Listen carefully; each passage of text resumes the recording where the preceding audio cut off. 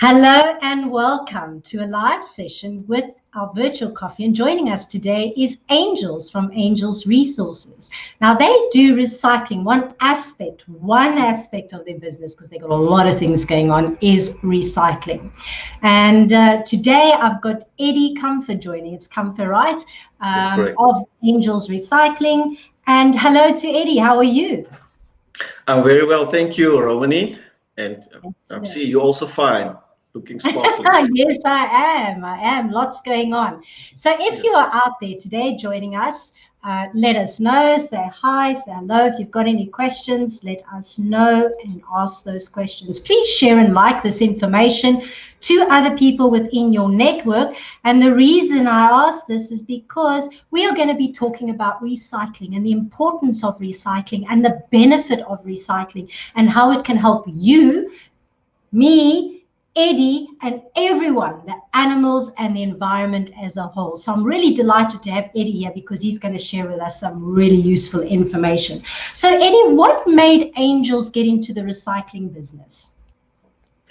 Yes, Romani, thank you for the opportunity to share with you this afternoon. Angels into the recycling business is probably not the correct term to use. Is Angels being a resource center, and we do mentorship, we do training of people with business ideas, especially in the rural areas where they are might be upcoming, or they just have an idea and they're not sure or confident enough to venture out and start. So we work across all the industries, depending on who the person is that is sitting in front of us when we mentor or when we train. So in this whole aspect, within this whole aspect, in the scope that we work in, especially in the, as I say, in the under-resourced areas like your Northern Cape, deep rural areas where there's sometimes just a few hundred people living or a few thousand people living, but they are still people and they still have dreams. And out of our interaction in the Northern Cape, from Angels' point of view, when we do the introductions, your first days of introductions, in asking your the attendants, what are your business dreams that you have, and they do their lean canvases and their visions and so on, then recycling comes up. And recycling is one of the businesses where, well, once you want to start, get going, you don't have to look too far. You can just walk outside your door and there's something laying in the street that you can pick up and start a recycling business with.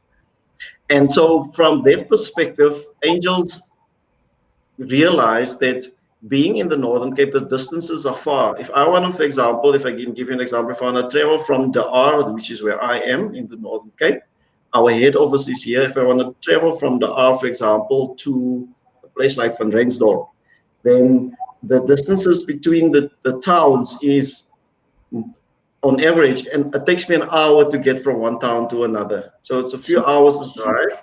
And obviously when I get to Van Rensdorp, then I'm in the Western Cape. But within the Northern Cape alone, from the Aar to, for example, Carnarvon, from Carnarvon to Williston and so on, the distances are far. So you can imagine, and within the Northern Cape, there's no official big company that really does recycling. So most of the big centers, like you in your cities, those are the big players, if I can put it like that, in the market of recycling. So you end up with somebody might be interested in recycling in the Northern Cape, but they live in a little town where they now sit, and then they need to transport. If they collect, for example, then they need to transport, for example, to a city, to Johannesburg or to Cape Town, or even the closest could be maybe Kimberley or Uppington, the biggest cities. But the distances are so far because it will eat into your profit, if you like, and so your fuel will not make it worth the while.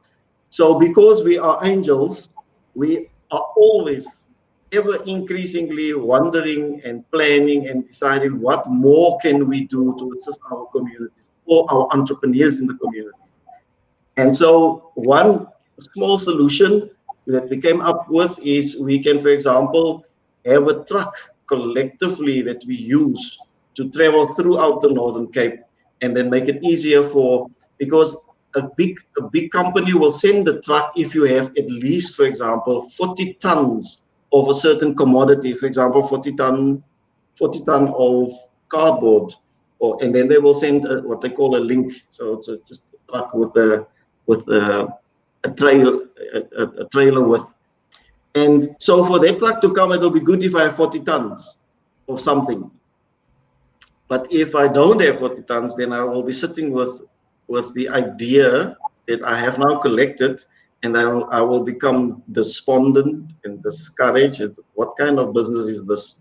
So what we, on our minds, we're thinking that now we can link all these entrepreneurs, number one, and say, where do you have recyclables and how much have you got? Then we needed to go further to negotiate also with the bigger recycling companies to say, will you allow us on your premises if we come with a truck with a mixed load of because Sunny and Kosi and Johanna and Kolani, they may have different commodities, and all of them added up and obviously become a 40-ton load or less. So we have a little truck that can carry a few tons, and then we mix the load. So we go and pick up from everywhere, and then we take that kind of load we take to the market for our entrepreneurs. And that's basically why we are in the space at the moment. And we see it's working. Our entrepreneurs are becoming more encouraged, and they have zeal and enthusiasm again. So that's one of the main reasons why we entered. It's always nice to see what Angels are up to, because you guys are always up to something, helping the community, helping the smaller guy. I just keep seeing it every time. Yes.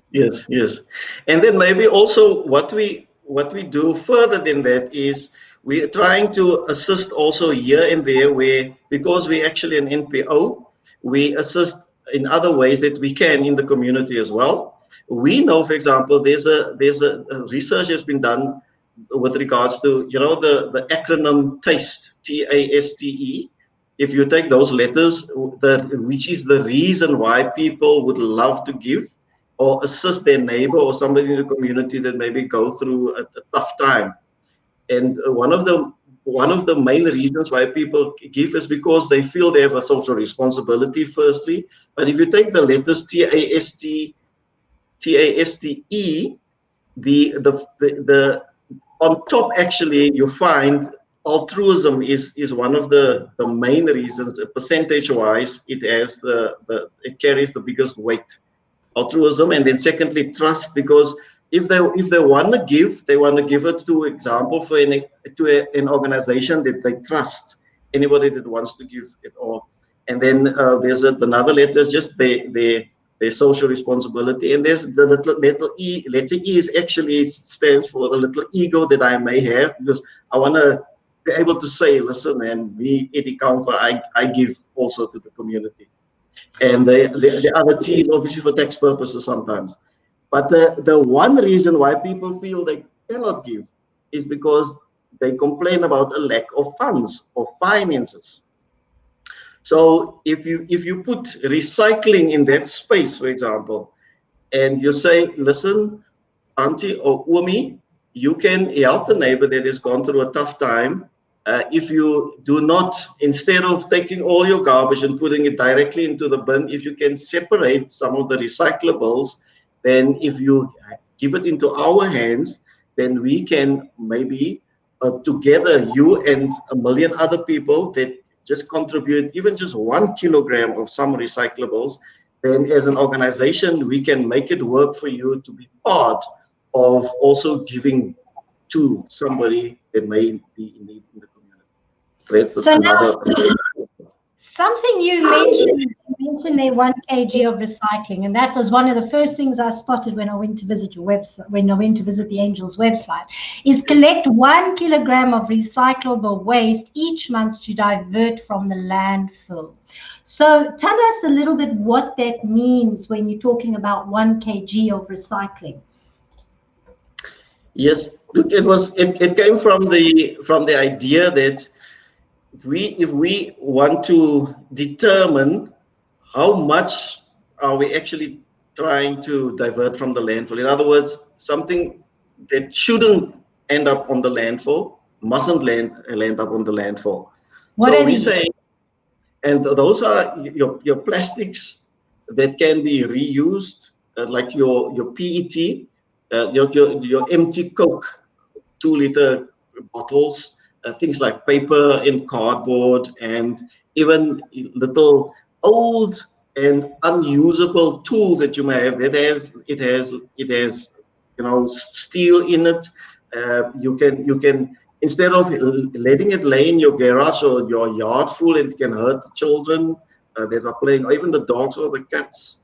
Something that is not supposed to be in your yard. And if you want to be clean about how you go about your life, this is a place to start. And it can start small. It doesn't have to be everything now. You don't have to clear out your garage at once. You can do that as well. And if you start from tomorrow onwards, start with this little spray can, that instead of when it's finished, put it in the dirt, but just keep it one side.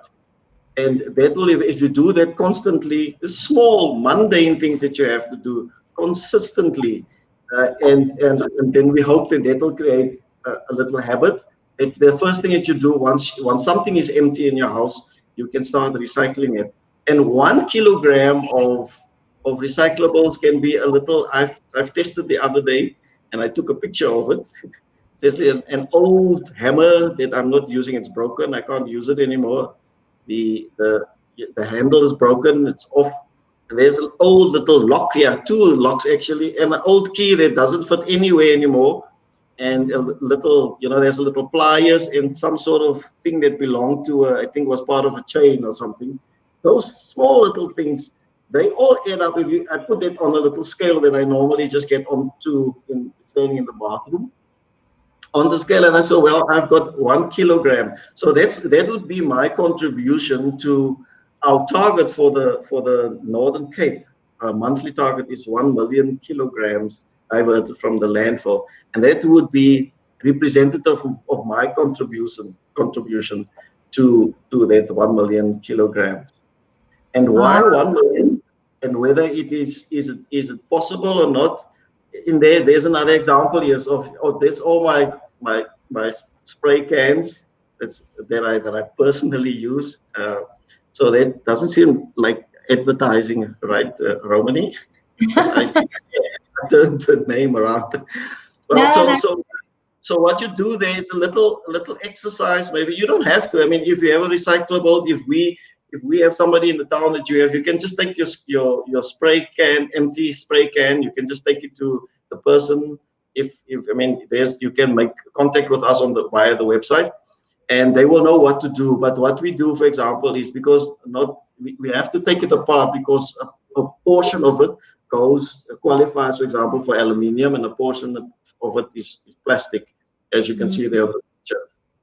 So and then a few little cans of those make up your 1 kilogram. Well, that's so interesting. So do we have to take them apart, or do you do that? You don't have to take them apart. Okay. That was just a demonstration for one of the guys that would like to become more involved. I just showed them how to do that there, which is something that I've obviously also learned through having gone through training provided by Angels myself. Wow, that's interesting. It's very interesting.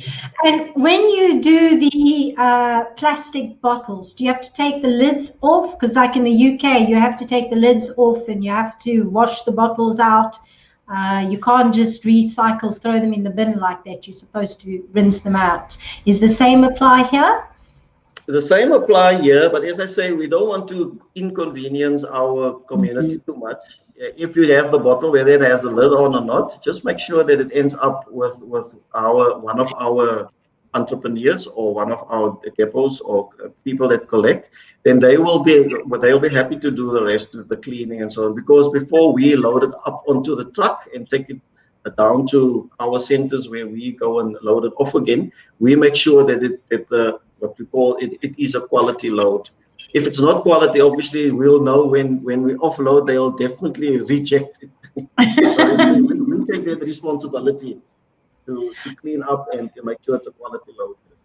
And can I ask, when it comes to milk cartons, you know, the box cartons, is that also, can that also go into recycling? I'm trying to think, plastic packets, you see those things like plastic packets, tin foil, all that kind of stuff. Can it go into recycling? It can go into recycling. It doesn't necessarily go onto a truck that we take down to Cape Town. Not all of it. Tetra Pak is what is called the little milk box. It's called Tetra Pak. So a lot of those also can also be baled. We have a baling machine in our warehouse as well. We can bale that, and obviously it'll take a lot to make a certain size bale. That can be done definitely. Some plastics are. It cannot really be recycled. I've heard one lady told me that if the plastic speaks to you, then it can't be recycled. You know, in other words, when you fiddle with it, it makes a noise. She calls it speaking to you, and others like your chips packets. Those cannot really be. So it must be soft, like those bubble wrap type of and that is used in wrapping. Those sort of soft plastic that they don't speak to you. They can be recycled. So if the plastic cans with you doesn't, it's all is not lost. What we sometimes during when we have little projects going, you can also your Coke bottle, your empty Coke bottles, you can actually, even those plastics, what we can build also eco bricks that we call them angel bricks. It's all over the internet actually. That can, if you stuff it properly, but it must be hard. That's why it's called a brick. It must be as hard as a brick. When you stuff it, you use a little stick to get down to all the little corners at the bottom, and you fill it up, and then you can put on the cap. But on the cap, but it must be tight and it must be firm like a brick. So people end up using that as well. We're gonna enter into a project now soon as well from the Agri for Change point of view with my colleague Chris. That is the mentor in that sector as well. We'll be using those angel bricks as well to build little structures also, either furniture wise or just structure to use in agri and maybe because we have a little hydroponic project that we enter into as well. But those are all the options. That's right. Yeah, that's correct. Lovely. So that's what your angel bricks look like. Yeah. I mean, people have been building lovely structures with it. Yes, it's quite solid, but it must be firm when it is stuffed. Yeah. Okay, excellent. So that's really interesting to know. Now, just one more question. Coke tins of Coke can also, yes. soda tins can also. Okay. Yes, it can also. I see Anna Marie saying, wow, Eddie, a dream that started in July 17, is that 2017? With waste training by Angels Resource Center that turned into reality with Lazelle Coombs. And Georgina is saying, congrats, Eddie. So thank you for those comments. And Eve is saying hi as well. Now, one of the last things I want to ask you quickly before we close is, what are the benefits to the environment with regards to recycling? Yes, Romani, I can give the sophisticated, high-value answer. I would love to, if you will allow me. If you will allow me, I will just. Do I have to explain to you what is better? Do you have a clean environment, or you want to have an unclean environment? It is the bottom line is as simple as that. Because for the environment generally, if we clean up, then the environment can breathe more easily, and my house will look better even, and my place of work will look better. And for the cost to clean up generally from the municipality's point of view as well is higher than if they just have to concentrate on what is necessary to go to the landfill, and our landfills will be managed better. So I'm not going to give a high value sophisticated answer, but it's about, if we want a clean environment, then we have to recycle. Some of the things that we teach our children when we're smaller, you must pick up. If you've left something, pick it up. The reason is as simple as that. Yeah, I tend to take it with me. If I'm somewhere and I can't find the any bin, then I tend to take it home with me. And someone, a friend of mine, many years, I loved the way she described it. It was Barbara. She said to me, I see when you walk out your door, the world, the planet is your garden. So respect it as if it's your garden and your area to play in. And I just like that. The world Yes. is your garden, so treat it as such, treat it with respect and treat it with care. Because a lot of this stuff ends up from landfill into, the wrong animals that, they can choke on it. I was reading an article that you sent me where they were saying in the Philippines, they produce almost 3 million metric tons of plastic waste annually. And a significant percentage of that plastic waste ends up in the ocean because it's dumped illegally or it is poorly contained in landfills, which is very sad because it does harm the oceans, it does harm the birds, it harms so many elements of the environment. And I don't think people realize, there's this concept that we are the ruling, man rules the planet. But the more I think about it, when you start looking at animals and you start observing, I have to wonder if they're not more intelligent than we are, because they don't destroy the planet that we live on. And I mean, if you start looking at insects and how their worlds are structured, I kind of have to wonder who's the more intelligent species. And then, if they go extinct, I mean, they were saying like those planksters in the ocean. I mean, if they go extinct, it can terribly harm our environment. Those little creatures in the ocean are vital to our existence. So, it's kind of important that we take care of the environment and the world we live in. Yes, most definitely, yeah. And as I say, I mean, that's if the bigger picture. And I'm trying to help my neighbor, and my friend, or my aunt and my uncle, just people close to my colleagues, to help them understand. Let's just start here. The rest will work out for itself. Exactly. Let's do the small little mundane things. If everyone does his or her bit, then those mundane actions will culminate and will compound. The ripple effect. effect. Have a compound effect. Yes, a ripple effect, definitely. And my dream is just for everybody just to start where you are. Imagine having clean streets and clean places and parks. I mean, that's just something delightful. I mean, Japan's one of those countries in the world where, they literally say you can eat off, the train that you're going in, because they're so clean in their environment. And I mean, it does it uplifts you. It makes you feel better to have clean parks, clean roads, clean houses, clean, it's just very nice. I mean, it's, as Eve's saying, a big problem with masks is that it's killing the fish and the birds. And I mean, you're already seeing pictures of masks, and rather take that mask and put it into recycling. Let the recycling guys deal with it and let them allocate that in the proper place. Don't just dump them in the malls, dump them on the ground. Take it with you, put it in a bin, put it in your bin if it needs be, That's correct. Yeah, and that's a different type of recycling as well. Yes, I mean, it's called hazardous waste, and it's a completely different, also more sophisticated process that needs to be followed. So, and if the very same person that actually dumped it there, wherever they wanted it, they should have just looked after it better, put it into a safe in a container that is not gonna damage somebody else or cause harm to somebody else.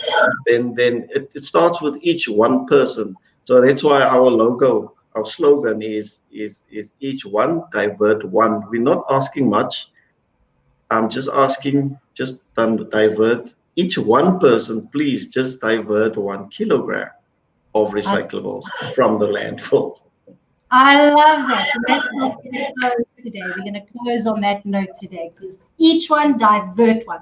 just whatever, one piece of recycling, guys, put it in and contribute to making our world a better place. So thank you so much for that update, and we'll have Eddie back in a few weeks where he's going to update us and tell us what's going on and how they're progressing with their recycling project known as NOCRA. So if you want to know more about NOCRA and what they're doing and how you want to get involved, because you can get involved from a person that lives in your house where you can just contribute to recycling. I think you guys come and pick it up if I'm not mistaken. Start collecting kgs. It could be fun, use your weight scale and see how much a kg of recycling is. And if you want to be an entrepreneur to start your own landfill, I think you have that as well. And then, the guys on the streets, they can also start collecting recycling so that they can earn their bread for the day. So Eddie, thank you so much for joining us. And everyone, thank you for joining us. Thank you for watching, and have a super week further, whatever it is you're doing. Thank you, guys. Bye. Thank you very much. Thank you, Romani. Goodbye.